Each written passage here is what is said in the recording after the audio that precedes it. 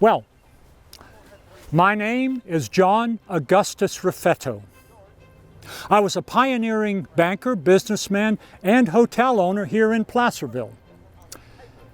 Some of you may have visited or even stayed at one of my hotels. It's now called the Cary House.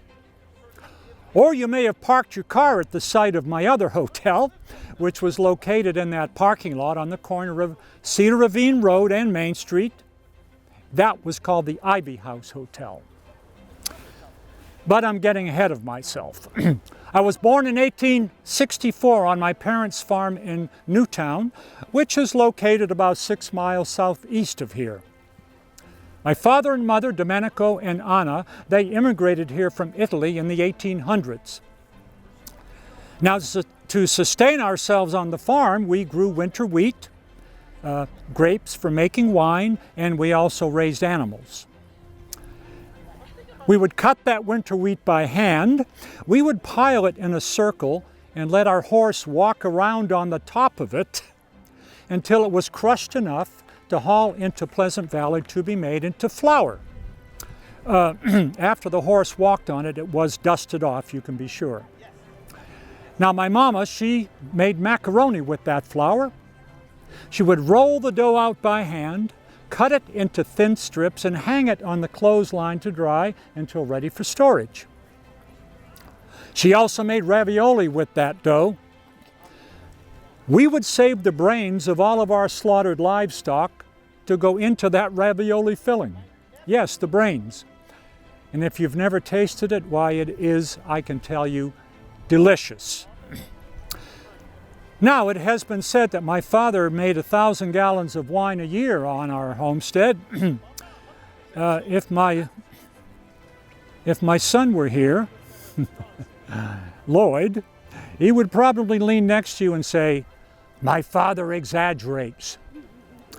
But Lloyd is not here today, so you're going to have to take my word. But anyway, he did make wine. And on Sunday afternoons, about 50 or so of our neighbors would come to visit and sample and perhaps buy some of that wine.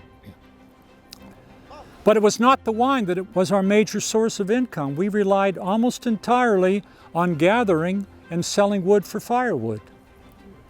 Oh yes, it was very hard to make ends meet in those days. One of our biggest customers was our Aunt Ida. Now, she owned a bakery on Main Street, on the site of which is now Arian's department store and the Oddfellow building next to it. Now, we would haul the wood down there. Ida had a huge stone oven on the outside of the building, and they would put the wood in, and of course get it lit into charcoal and then bake their goods. So as I said, it was difficult making ends meet. So in the summers, I would walk to Genoa, Nevada to work there in the wheat fields for $30 a month plus room and board, and I would manage to bring $60 of that back home. Oh yes, we needed every dollar of that money. Now, it took me 2 days to walk the 90 or so miles to Genoa. And once I was so eager to get back home that I actually ran part of the way and made it home in a day. Now, Lloyd may dispute that, but then Lloyd's not here. Now, after that, I worked in the mines for $1.50 a day. And by 1895, my partner and myself had each raised $1,000, with which we bought a school in Placerville called the Conklin Academy, and we turned that into the Ivy House Hotel. Now, at the Ivy House, we rented rooms and served meals in the dining room for 25 cents. Later, 35 when the demand grew. Now, we were very fortunate. Our greatest source of business came from the mines, because the miners would come in for breakfast and then head out to work. And I looked at that and I said to myself, what are these poor men doing for their lunch? So I invented the three-tiered lunch. It was a round lunch pail with 3 sections. In the bottom was a sandwich, in the middle, cake or pie, at the top, coffee or soup.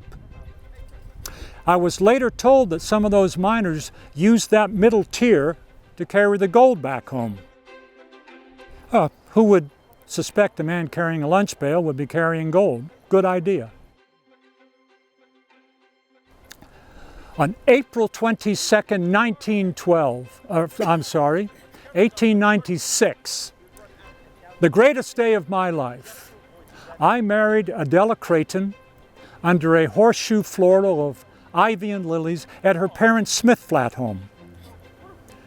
She stood there beautiful in a white gown of brocaded silk with chiffon and orange blossoms. I was barely noticed, I am sure, standing next to her in my black suit and my white tie. We celebrated that night at the Ivy House Hotel with friends and family. Adela gave birth to all 6 of our children at the Ivy House. Our 3 sons, Eldon, Lloyd, John A. Jr., and our daughter Isadine, all thrived. I am sorry to say that 2 of our infants did not survive. They are buried next to my wife and I. I don't know if I shared with you, but that big stone there, that's where my wife and I, Adela, are buried. If you look at it, you'll see, well, there's nothing chiseled on it. Well, that's because the chiseling is on the opposite side.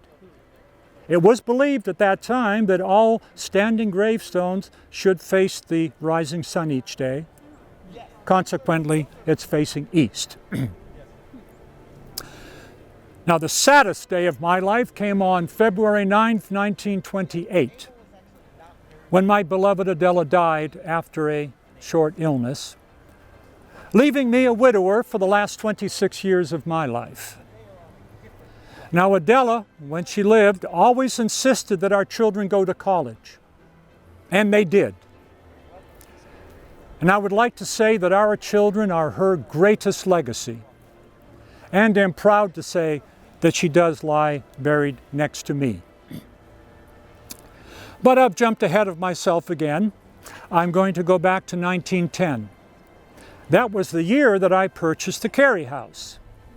Now, it had been built in 1857 of wood and brick, stood 3 stories high, had running water, sometimes hot, for those miners who needed a good soak. There was also a Wells Fargo office in that building where the miners would bring their gold and have it shipped by stagecoach to San Francisco. Of course, in a Wells Fargo coach. About 3 years later, I decided to tear down that old hotel and put a new building in called a new and more modern building, I should say, called the Placerville Hotel. I should have called that the Lucky Strike Hotel. When they were building the basement foundation, we found enough gold ore and dust from the Wells Fargo days to pay for the foundation and the first floor.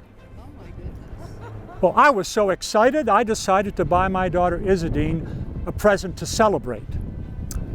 Now, what she wanted was a brand new pair of shoes, but she could not decide on which of 2 styles she wanted.